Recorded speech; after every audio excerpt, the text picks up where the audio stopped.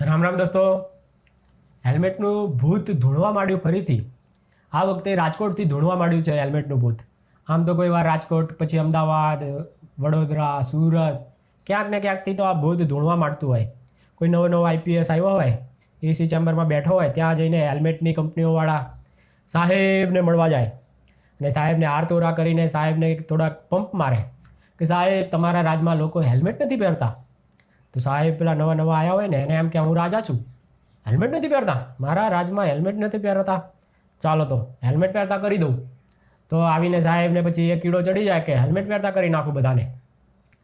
અરે ભાઈ, હેલ્મેટ તમે જાતે પહેલાં એ એસી ચેમ્બરોવાળાને આપણે 4 વ્હીલ ગાડીઓ આપી છે ને, આઈપીએસ, આઈએએસ, પોલીસ કમિશનર, નેતાઓ, આ બધાને આપણે આપણા ખર્ચની પોલીસ માટે બધી વ્યવસ્થાઓ આપેલી છે, 4 વ્હીલો આપી છે. આ લોકોને 4 વ્હીલો લઈ અને પછી બાઇકો આપો અને હાથે હેલ્મેટ પણ આપીએ તો પછી જોઈએ કે કેવી રીતે એ હેલ્મેટ પહેરીને ફરે છે. ખાલી 1 વર્ષ એવી રીતે ફરીને બતાવે પરફેક્ટલી, હેલ્મેટ લઈને જ્યાં પણ જાય ત્યારે હેલ્મેટ ક્યાં મૂકવું, આ બધું પછી અમને શીખવો કે જો મેં 1 વર્ષ આ કરીને બતાવ્યું, હવે તમારો વારો. આવું પોતે જાતે પહેલાં એક વખત કરીને બતાવવું જોઈએ. આઈપીએસ, નેતાઓ આ બધા જે એસી ગાડીઓમાં ફરે છે, એસી વગર ફરતા નથી. અને આ લોકો હવે આપણને શીખવશે, આ દેશના રાજાઓને શીખવશે કે હેલ્મેટ પહેરવું ફરજિયાત છે.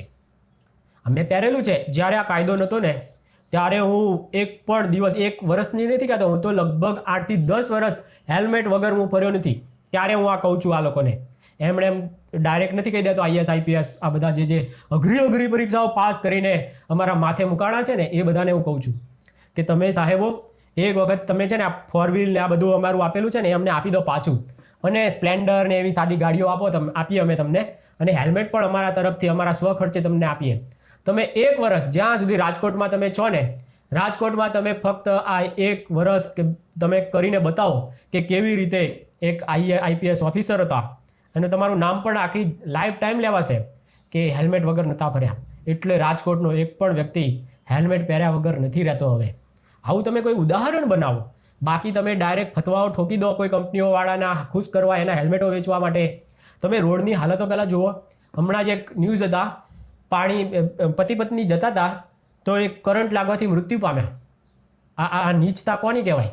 આ હેલ્મેટથી એ બચી જાત?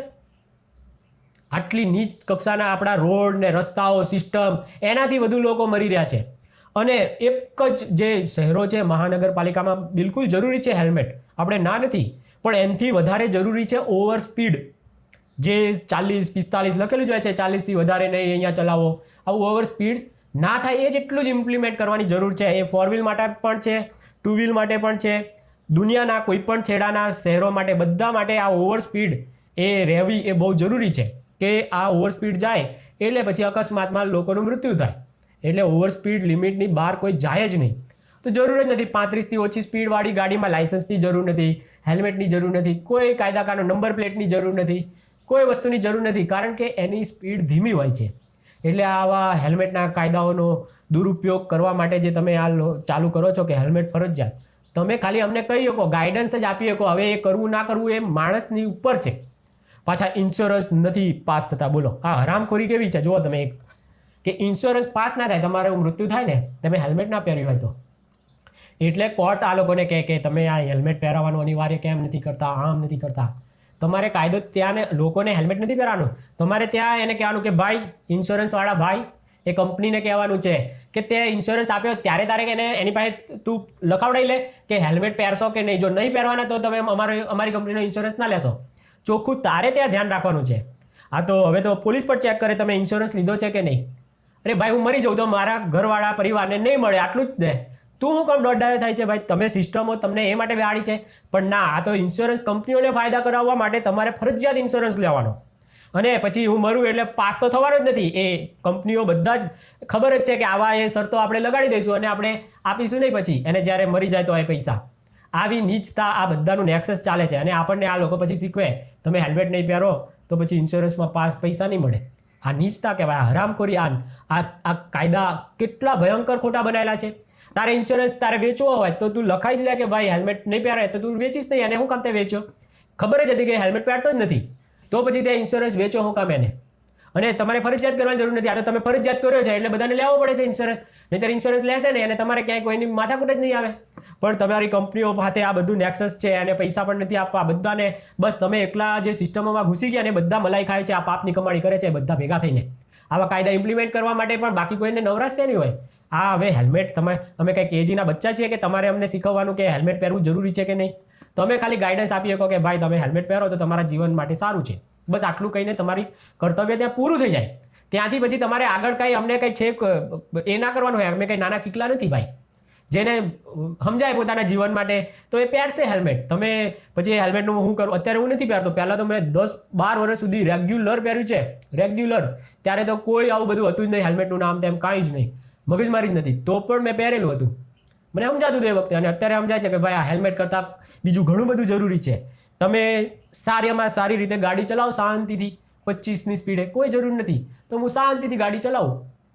કોઈક વાર જરૂર પડે તો જ ફાસ્ટ ચલાવવાની. બાકી તો હું ગાડી જેવી મેં તો વસાઈ છે ને, એમ તો જરૂર જ નથી પડતી. આપણે વર્ક ફ્રોમ હોમ છે ભગવાનની દયાથી, તો બહાર નીકળવાની જરૂર જ નથી. પણ જરૂર પડે તો એ નંબર વગરની પણ ગાડી છે 35ની સ્પીડથી નીચેવાળી, તો એવી ગાડીઓમાં ફરવાનું. બાકી 4 વ્હીલમાં તો હેલ્મેટની જરૂર નથી. ત્યાં પછી નવું પેલું સીટ બેલ્ટ એવું બધું આવે. જ્યારે એનું અભિયાન ચલાવે ત્યારે એવા પકડશે.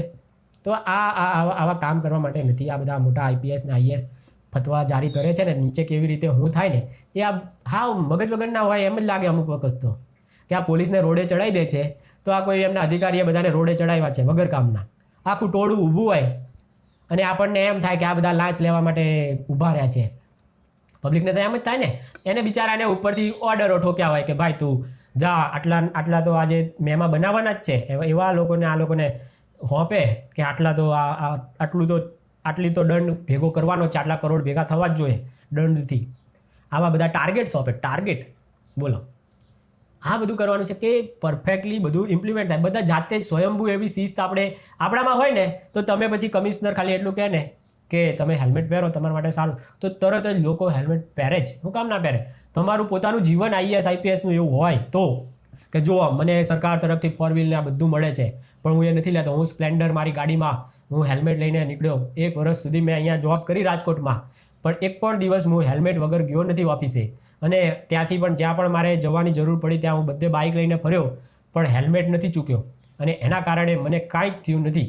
તમારે પણ તમારા પરિવાર માટે હેલ્મેટ પહેરી અને નીકળો બહાર, જેથી કરીને તમે હેમખેમ ઘરે પાછા પહોંચો. આવું તમે જાતે ઇમ્પ્લિમેન્ટ 1 વર્ષ સુધી કર્યું હોય ને તો બોલવાની જરૂર નથી. તમે નીકળતા હશો ને લોકો તમારા વિડીયો કે જો આવા IPS આ કમિશનર સાહેબ 2 વ્હીલમાં ફરે છે હેલ્મેટ સાથે, આવું લોકો તમારી જાહેરાત તે કરશે મફતમાં.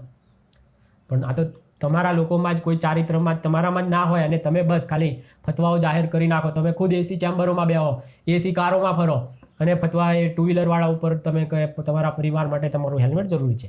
એનાથી વધારે જરૂરી આ કરંટ આવીને મરી ગયા પેલા 2 પતિ પત્ની, એ જરૂરી નહોતું ભાઈ. તો આ બધું સ્વયં શિસ્ત પર છે. એ શિસ્ત તમારામાં પોતામાં હોય માણસોમાં તો દેખાય કે કોઈ હેલ્મેટ વગર ફરતું નથી. કેટલા શિસ્તવાળા છે આ શહેરના લોકો, એ ત્યાંના પબ્લિકને દેખાડે જ, કોઈને પણ દેખાય. એક પોતામાં ધારો કે અહીંયા આપણે ભોપાલ કે કયું એક છે તો એટલું મસ્ત જાય તો ક્લીન દર વખત ઇન્દોરમાં સ્વચ્છતા 1 નંબર, તો ત્યાંના લોકોને આભારી છે. તો સ્વચ્છતામાં 1 નંબર. એવી રીતે હેલ્મેટને એવું બીજા રાજ્યોમાં આવું કંઈક કરવાની જરૂર છે કે નહીં ખબર નહીં, પણ આપણે તો આ ભૂત ધૂણાવવાની બહુ જરૂર પડતી હોય છે. કદાચ કંપનીઓવાળાનું પણ પ્રેશર રહેતું હોય કે સાહેબ તમારા રાજમાં તો હેલ્મેટ નથી વેચાતા, તો સાહેબ પછી કે એમ લોકોને ફિકર જ નથી પોતાના જાનની, એટલે સાહેબ પછી બધાને હેલ્મેટ પહેરાવડાવે. આવું યોગ્ય જ નથી આ વસ્તુ, આવું ના થવું જોઈએ પણ ચાલુ થઈ જાય છે. અને આવી વસ્તુઓ માટે તમે એ ચલાવો, મુહિમ ચલાવો, આ તો કોઈ રીતે યોગ્ય નથી. લોકોને તમારે જાગૃત કરવા છે તો તમે પોતે પાડીને બતાવશો ને. એક પણ પોલીસવાળો છે ને ક્યારેય હેલ્મેટ વગર ક્યાંય દેખાય નહીં. એવી રીતનો હોય, કમિશનર હોય, બધા 2 વ્હીલરમાં ફરે અને હેલ્મેટ વગર હોય નહીં તો સ્વયંભૂ શિસ્ત આવે જ ના. શું આવે? એક પણ સરકારી કર્મચારી હેલ્મેટ વગર ક્યાંય ફરતો ના હોય તો આવે જ, બધા જ શીખી જાય. પણ તમારે કંઈ પાલન કરવું નથી અને બસ બીજા ઉપર જો હુકમી કરવી છે તો આવું કોઈ રીતે ચાલવાનું જ નથી. તમે ગમે એટલી મુહિમો ચલાવ્યા કરો, દર મહિને ભૂત ધૂણતા રહેશે અને પછી સ્વાહા થઈ જશે.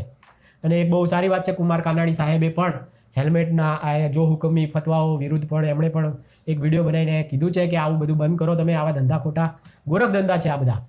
હેલ્મેટ કંપનીઓ ખોટો જ આરોપ લગાવું છું એવું માની લઉં, પણ આ ખોટો જ આરોપ છે. પણ હું કેવું બીજું તો આપણે કે આ હેલ્મેટ કંપનીઓને કમાવડાવવા માટે તો આવું બધું નહીં કરતા હોય ને એવું તો લાગે આપણને. અને મેં તો પહેરેલું છે ભાઈ 10 વર્ષ સુધી, એટલે હું કહું કે ભાઈ બહુ જરૂરી નથી. હવે મને એવું લાગે હા તમે બહાર જાઓ હાઈવે પર તો બિલકુલ આ જ એક રક્ષા કવચ હોવું જ જોઈએ. જેને હાઈવે ઉપર જવાનું હોય ને એના માટે તો જરૂરી જ છે, કમ્પલસરી હોવું જ જોઈએ. પણ ત્યાં કોઈ પોલીસવાળા આવતા નથી. આ સિટીમાં જ ખાલી પોલીસવાળા એક તો 2 નંબરની કમાણીનો આવક માટે પણ આ ધંધો કરે છે હેલ્મેટ પહેરાવવાનો. પછી આ લોકોને એ ટાર્ગેટ પૂરો કરવા કરોડ રૂપિયા 5 કરોડ 10 કરોડ 15 કરોડ ભેગા કરવા માટે પણ એક આ ટાર્ગેટ આપવામાં આવે છે હેલ્મેટનો. તો આ બધું લૂંટવાના ઈરાદાથી તમે કરો ને એમાં નથી ગુજરાતનું ભલું થવાનું, નથી તમારું ભલું થવાનું, નથી દેશનું ભલું થવાનું. એટલે આવા ખોટા ટાર્ગેટો મૂકી અને કોઈ ક્યાંય ચોરી ના થાય. બસોમાં કેટલી ચોરી થાય છે, મોબાઈલો કેટલા ચોરી થાય છે ટ્રેનોમાં.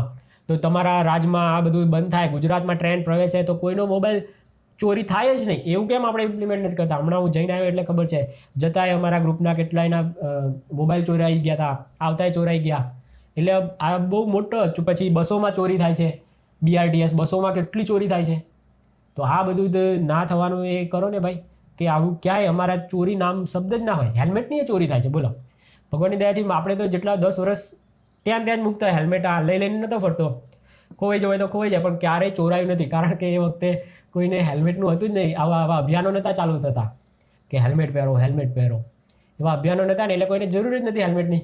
અત્યારે તો એકબીજાનું ચોરી લે કે હેલ્મેટ તો ઘરેથી ભૂલી ગયો છે તો પેલાનું તપડાઈ લે, પેલો પછી બીજાનું તપડાઈ લે. આવું ચાલતું રહેતું એટલે ચોરીનું ચક્ર ચાલુ થઈ જાય.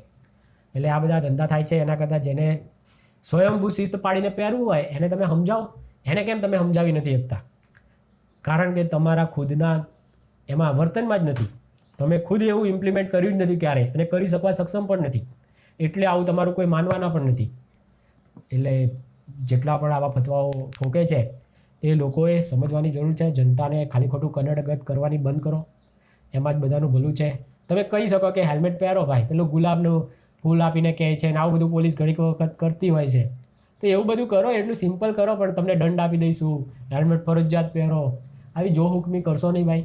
અંગ્રેજો નહીં તો તમારા કરતાં વધારે સારા લાગશે બધાને કે આ ક્યાં આવ્યા આ બધા. એક પરીક્ષા અઘરી પાસ કરી દીધી, નસીબ હતો તમારો, નસીબનો ખેલથી તમે આવી ગયા છો IAS IPS કમિશનર. અને પછી તમે હવે તમારી સત્તાનો દુરુપયોગ કરો, તમારા પાવરનો દુરુપયોગ કરો. એ કોઈ રીતે ચાલે નહીં. સમજો તો સારી વાત છે, નહીંતર તો જે બી તમારી રીતે જ તમે ચાલવાના છો. તમે રાજા થઈને ગયા છો. પેલા અવધ ઓઝા સર કહે ને પંપ મારીને રાજા હોતા કમિશનર ને IAS IPS, તો બની જાઓ રાજા હવે. અને ફતવા જારી કરી નાખો, આમ કરો તેમ કરો, જનતા મારી આમ કરી નાખે. મારા રાજમાં હેલ્મેટ વગરનું કોઈ નહીં દેખાવું જોઈએ.